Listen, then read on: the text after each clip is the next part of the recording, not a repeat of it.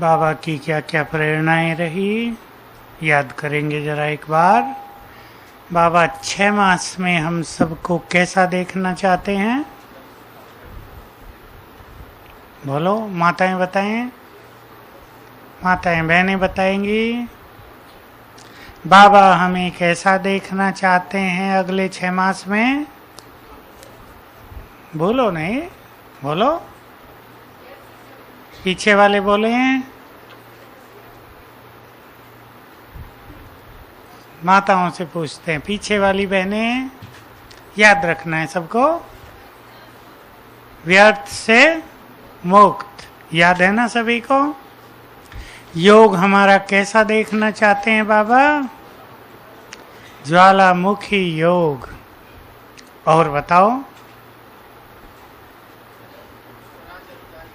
स्वराज्य अधिकारी देखना चाहते हैं। बाबा का हर बच्चा राजा हो, विजयी रतन बनाना चाहते हैं। चाहे बाबा को कितनी भी लड़ियां घुमानी पड़े, सब बन जाएं तो सबको विजय माला में ले आए बाबा। और मनसा सेवा बहुत अच्छी, दुख हरता सुख करता बनकर सभी के दुख हरने हैं, रहम दिल बनना है। बहुत आत्माओं को हमारी सकाश की जरूरत है। और बोलो, ठहरो, आगे वाले तो एक्सपर्ट हैं, मैं पीछे वालों से चाहता हूँ। सीमा बहन, आप भी तो एक्सपर्ट हैं। बाप समान, बाप समान, कम से कम बोल बाप समान हो जाएं, संस्कार बाप समान हो जाएं तो भी काफ़ी हो जाए। संकल्प तो हो ही जाएंगे धीरे धीरे। तो बाप समान हमें बनना है। ये बाबा की कुछ प्रेरणाएं हमारे सामने हैं। हमने आपको कहा था कि 6 मास तक हम एक प्रोजेक्ट चलाएंगे। पसंद है? No effect no reaction. बहुत अच्छा ये प्रोजेक्ट होगा। विनाश को भी सामने रखते हुए ये चीज़ हमारे बहुत काम आएगी। और इसी के साथ साथ व्यर्थ से स्वयं को मुक्त करते चलेंगे। एक काम और दिया मैंने शांतिवन वालों को,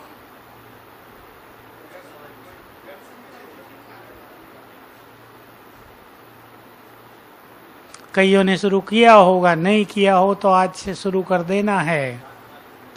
नहीं, वो शांतिवन वालों का काम खास है। यज्ञ को हमें निर्विघ्न बनाना है तो रोज कम से कम 15 मिनट शाम को, 15 मिनट सवेरे सड़कों पर घूमकर श्रेष्ठ वाइब्रेशंस फैलाने हैं। एक यज्ञ को निर्विघ्न बनाना है। दूसरा बाबा ने क्या कहा था, याद है आपको? कोई भी यहाँ आए। ज्ञान सरोवर में ये अनुभव बहुत होते हैं लोगों को। आज भी कोई मुझे सुना रहा था, एक ग्रुप आया हुआ है अकोला से 50 लोगों का आने के थोड़ी देर बाद ही कहने लगे, यहाँ तो हमारी टेंशन खत्म हो गई, अब एंजॉय कर रहे हैं।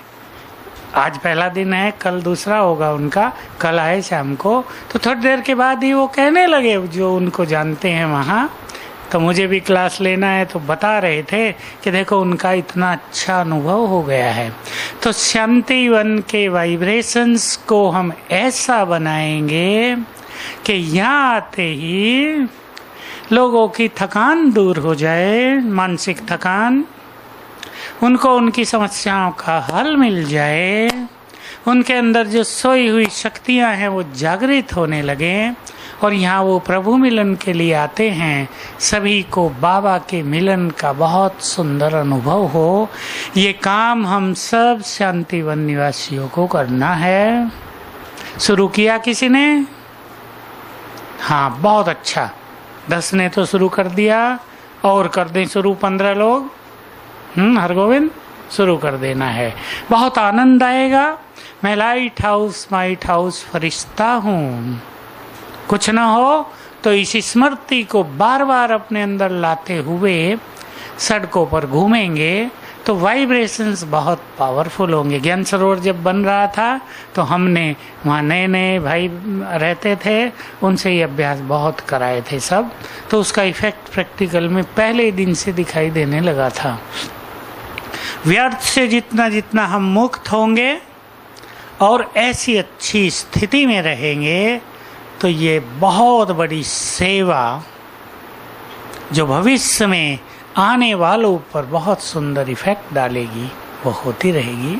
आप सबने देखा शंकराचार्य अभी आए, हमने तो 2 बार देखा, मीटिंग में भी उन्होंने बोला और कल क्लास में बोला। ये अपने में एक बहुत सुंदर चीज़ है, क्योंकि अब ये टीवी पे आ जाएगा, रेडियो मधुबन में भी उन्होंने इंटरव्यू दिया। बहुत ही ओपन माइंडेड ये व्यक्ति है और मैं सोच रहा था ये तो बाबा के काम आएगी आत्मा जरूर। बिल्कुल बीके न बने तो माइक तो बन ही जाएगा, क्योंकि शंकराचार्य का बीके बनना जरा कठिन काम है, पर माइक तो बन ही जाएगा। उसने वो बातें अपने भाषण में बोली, देखो 5-7 मिनट बोला। आप में से बहुत शायद कोई जानता हो, शंकराचार्य की फिलोसॉफी है अद्वैत फिलोसॉफी। आत्मा परमात्मा अलग अलग नहीं, सब एक ही ब्रह्म, नथिंग एल्स, जगत मिथ्या कुछ है ही नहीं। और उसने बोला आत्मा और परमात्मा, आत्मा का परमात्मा से कनेक्शन, आप लोग ये योग कर रहे हैं, इसको उसने मान्यता दी कि ये संपूर्ण योग है, ये संपूर्ण सत्य चीज है। बहुत सुंदर सुंदर बातें उसने मीटिंग में बोल दी थी। तो ये बाबा के कार्य की सफलता का एक बहुत सुंदर स्वरूप हमने देखा, मुझे बहुत अच्छा लगा। बल्कि कई लोग बोल रहे थे, जो मुझे भी आभास हुआ, कि ये आदि शंकराचार्य की आत्मा है जो अपना अधिकार लेने के लिए बाबा के पास आ गई है। क्योंकि आज तक ये देखा गया था कि शंकराचार्य जो हमारे पास आए ना, वो बड़े ऑफिशियल रहते थे, उनको ज्ञान सुनाना इम्पॉसिबल। लेकिन इसने तो ज्ञान की बातें देख ली बहुत सारी, मुरली सुनने आ गया, माइक पे भी सुन ली, अट्रैक्शन हो गया उसको मुरली का। तो ये वाइब्रेशंस का भी इफेक्ट है। इसलिए हम हर बार याद करेंगे इस बात को, आपको याद दिलाएंगे यज्ञ को निर्विघ्न बनाने के लिए भी, और यज्ञ के वाइब्रेशंस इतनी पावरफुल हो जाएं कि जो भी यहाँ आ जाए बस वो वैसा ही वापस न जाए जैसा आया था, बदल के जाए। तो हम व्यर्थ से स्वयं को मुक्त करेंगे। और अब हम इस बात को प्रारंभ कर लेते हैं, नो इफेक्ट नो रिएक्शन। समझते हैं ना इंग्लिश के शब्द सभी? No reaction. देखिए क्या होता है, किसी ने हमें 2 गलत शब्द बोले, हम तुरंत रिएक्ट कर देते हैं। उसने 2 बोले, हम 4 बोलेंगे। नो रिएक्शन का अर्थ है कोई हमें कुछ भी बोले तो हम रिएक्ट न करें, हम कुछ समय के लिए शांत चित्त हो जाएं, धैर्य चित्त हो जाएं। हम ऐसा एक अपना नियम बनाएंगे, सभी प्रैक्टिकल नियम बनाए अब से ही। हमें 5 सेकंड के बाद ही उत्तर देना है, 5 सेकंड केवल। 5 सेकंड तो ज़्यादा नहीं होते ना, तुरंत नहीं। उसने कहना बंद ही नहीं किया और हमने शुरू कर दिया, ये नहीं। 5 सेकंड के बाद बोलो, पसंद है? होगा ना? इसकी थोड़ी थोड़ी प्रैक्टिस करेंगे, इससे नो रिएक्शन की हमारी स्थिति बहुत अच्छी होती जाएगी। और जो थोड़ा भी मनमुटाव हो जाता है, जो संगठन में थोड़ा भी डिस्टरबेंस होता है, वो समाप्त हो जाएगा। इसकी प्रैक्टिस हमें लंबा समय करनी है, 6 मास हम इस पे ध्यान देंगे, हम इसको रिपीट करते रहेंगे। नो इफेक्ट बहुत सुंदर स्थिति है, बाबा के महावाक्य हैं, परफेक्ट माना नो इफेक्ट। बाबा उदाहरण दिया करते हैं, ये मुरलियाँ शुरू में बहुत चली, अव्यक्त मुरलियाँ, कि जो चीज़ फुल होती है वो छलकती नहीं है। पानी हम फुल भर दें घड़े में तो वो छलकेगा नहीं, उसको हम कहीं ले जाएं बाहर नहीं गिरेगा। और आधा भरा हुआ हो तो छलकता रहेगा। हम भी जैसे जैसे फुल होते जाएंगे तो इफेक्ट से मुक्त होते जाएंगे। ध्यान देंगे अब सब, किस चीज में फुल?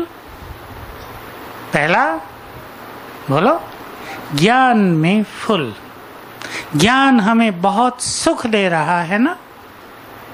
ज्ञान की बहुत सुंदर सुंदर बातें रोज मुरलियों से हमें मिल रही हैं, जो हमें भरपूर कर रही हैं। अव्यक्त मुरली भी याद होगी, संडे वाली। भरपूर करती हैं ये चीजें हमें। दूसरा फुल किस में होना है हमें? आंतरिक सुंदर अनुभूतियों में।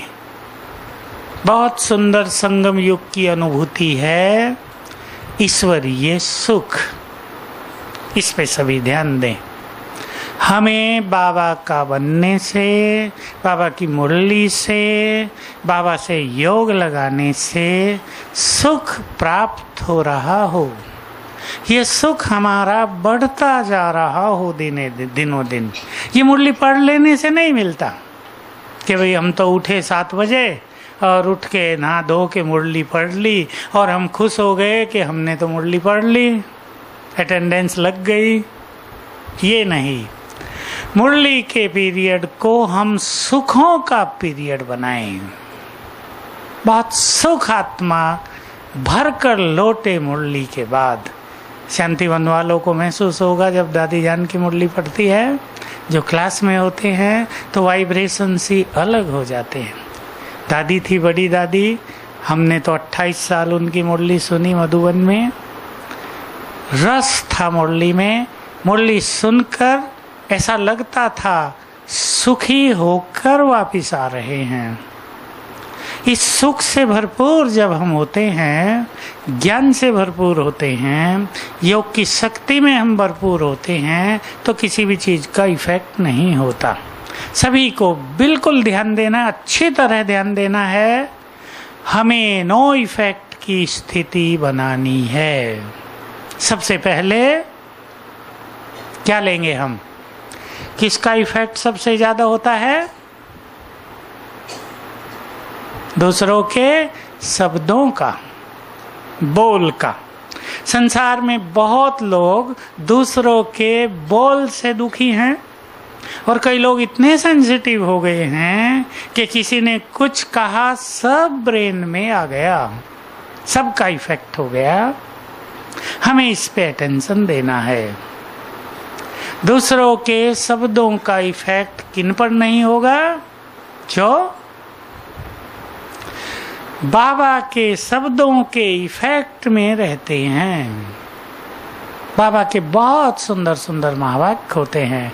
बाबा के शब्द ही बहुत अच्छे होते हैं, जो हम पर संपूर्ण रूप से प्रभाव डाल देते हैं। उस प्रभाव में हमें रहना है। इसलिए बाबा के महावाक्यों का सुख लेना, उन्हें स्वीकार करते चलना, ये हमारे लिए बहुत अच्छी बात है। दूसरी चीज हम याद रखेंगे, हमें बहुत हल्का रहना है। इस बात पर हम हर बार अटेंशन दिलाएंगे। हमें बहुत हल्का रहना है। हम दूसरे के हर शब्द को सीरियसली न लेते रहें, हल्के रूप से रहें। संगठन को हम जान लें। संगठन में कोई ना कोई ऐसी आत्मा होती है जो कुछ ना कुछ बोलती है। हम अच्छा काम करेंगे तो भी लोग बोलने वाले मिलेंगे या नहीं? 2-4। अगर 10 लोग अप्रिशिएट करेंगे तो 3 ऐसे भी होंगे जो कहेंगे क्या किया, इससे अच्छा तो मैं कर देता, इन्होंने तो ये कर लिया वो कर लिया। कुछ ना कुछ उल्टा बोलेंगे जरूर। किसी को मन में ईर्ष्या होती है, थोड़ी जलन होती है, तो वो दूसरे की महिमा भी सुन नहीं सकते, वो भी कुछ ना कुछ बोलेंगे अवश्य। तो हम इसको संगठन की, संसार की कॉमन रीति मान लें। ठीक है, कॉमन बात है ये। इसको सीरियस न बनाएं कि हम इतने अच्छे फिर भी लोग हमें क्यों बोलते हैं, हमने कोई गलत नहीं किया फिर भी ये बोलते ही रहते हैं, हमने गलती नहीं की ये हम पे कलंक लगाते ही रहते हैं। इन चीज़ों को सीरियसली नहीं लेंगे। क्या विश्वास चाहिए इसके लिए अपने में? बोलो और बोलो। अपने में विश्वास। हमें तो पता है ना कि हम ठीक हैं, बाबा को पता है, लेकिन हमें तो पता है ना हम ठीक हैं। दूसरे हमें गलत कह रहे तो हम भी अपने को गलत क्यों मान लेते हैं? अपनी सत्य की शक्ति में संपूर्ण विश्वास। ज्ञान का बल हमें बहुत अच्छा रखना है। इसमें हमें ज्ञान की एक बात पर बहुत अच्छी तरह ध्यान देना है, उसको स्मृति में भी लाते रहना है। ज्ञानी तू आत्मा वो है जो, बहुत दिन से माँ वाक्य आए नहीं मुरली में, जो मान अपमान निंदा स्तुति सर्दी गर्मी हार जीत सब में समान रहे। ये ज्ञानी आत्मा का लक्षण है ना। जल्दी अपसेट हो जाना, जल्दी खुशी खो देना, जल्दी ही परेशान हो जाना, ये ज्ञानी आत्मा का लक्षण नहीं है। ठीक है, करें आप इसको अपने अंदर लाएं। मैंने भी अपने जीवन में इसी तरह प्रैक्टिस की है कि ये ज्ञानी आत्माओं के लक्षण नहीं हैं। हम ज्ञानी हैं तो हमें तुरंत अपसेट नहीं हो जाना है। लिख लें आप स्लोगन अपने पास, हम ज्ञानी हैं तो हमें किसी की बात सुनकर तुरंत अपनी खुशी को खो नहीं देना है। इसका आप अभ्यास करेंगे जीवन में। बातें बहुत सारी होती हैं, कार्य में भी होती हैं, जो भी आपके डिपार्टमेंट्स हैं उनमें भी होती रहती हैं, लेकिन हमें पक्का करना है खुशी पर हमारा अपना अधिकार है। हमारी खुशी को कोई छीन नहीं सकता। खुशी हमारा अपना खजाना है, इस खजाने को कोई लूट नहीं सकता। ये चिंतन से पक्का करेंगे। इसके लिए और कुछ नहीं, केवल दृढ़ चिंतन की आवश्यकता है। तो हमें अपने को सेंसिटिव नहीं बनाए रखना है। ये बात इसलिए भी बहुत इम्पोर्टेंट है कि हम सभी ध्यान दें इस बात पर। मेरे पास बहुत सारे लोगों के ये उल्टे अनुभव आ रहे हैं कि बहुत लोग जो सेंसिटिव हैं उनके मन पर, उनके ब्रेन पर बुरा असर आता जा रहा है और ये समस्या दिनों दिन बढ़ती जाएगी। संसार में लोगों को नींद नहीं आएगी, लोग परेशान रहेंगे, व्यर्थ चिंतन ज़्यादा चलेगा। जब सोने जाएंगे तो सारा चिंतन प्रारंभ हो जाएगा जो सारा दिन हुआ है। हमें अभी से इस बात से मुक्त होते रहना है। अटेंशन दें। जो ज्ञान में बहुत समय से हैं वो कम से कम अपने को पावरफुल बनाएंगे, सेंसिटिव नहीं। समझते हैं सेंसिटिव? माताओं को इस शब्द का पता नहीं होगा। बहुत नाजुक, जैसे छुई मुई का पेड़ देखा हो, हमने भी एक बार देखा, हमें ले गए कि देखो ये छुई मुई का पेड़ है, हाथ लगाओ तो सचमुच उसकी टहनियाँ नीचे को झुकने लगी, मुरझाट हो गई। तो ऐसे छुई मुई बनना, सेंसिटिव बनना, नाजुक बनना कि हमें कोई कुछ कहे ही नहीं। फिर तो हम सन्यासी बन जाए ना, जंगल में जाके रहें, आसपास कोई ना हो, कोई कुछ बोलने वाला ना हो। लेकिन ऐसे में हम कमजोर आत्मा बन जाएंगे। हम एक चैलेंज कर दें, तुम हमें बुरा बोलते रहो, हम अपनी खुशी को नहीं खोएंगे। हो सकता है? हो सकता है? भाइयों को तो हो सकता है, बहनें बताएं, बहनें बताएं, हो सकता है? या कन्याएं जल्दी खुशी खो देती हैं? इसका अर्थ है कि हम प्यासी नजरों से दूसरों की ओर देख रहे हैं। हम बेगर बन गए, मांगने वाले। प्रेयर कर रहे हैं, हमारी महिमा करो तो हम खुश रहेंगे, हमसे अच्छा बोलो तो हम खुश रहेंगे, हमें कोई बुरा शब्द न बोलना, हमारी खुशी चली जाएगी। तो बोलने वाले क्या करेंगे? डटकर बोलेंगे कि अब देखते हैं तुम कैसे खुश रहोगे, हम देखते हैं तुम भगवान के बच्चे हो कैसे खुश रहते हो। हम अब इस नाजुकपन से बाहर आ जाएं, अपने को पावरफुल बना दें और स्वीकार कर लें कि लोग तो बोलेंगे ही। ठीक है या नहीं? लोग तो बोलेंगे ही। मैंने बचपन से ही, जब से मधुबन में आया, ये पक्का कर लिया था, क्योंकि मैं देखता था जो लोग योग नहीं करते उन्हें भी लोग बोल रहे हैं कैसा व्यक्ति है, बिल्कुल योग में रुचि नहीं है। और हम ज़्यादा योग करते हैं तो भी बोलते हैं क्योंकि क्या लगन लगी है, शायद पाप ज़्यादा किए हैं इसलिए ज़्यादा योग करते हैं। तो बोलने वाले तो बोलते ही हैं, मुझे बोला करते थे लोग।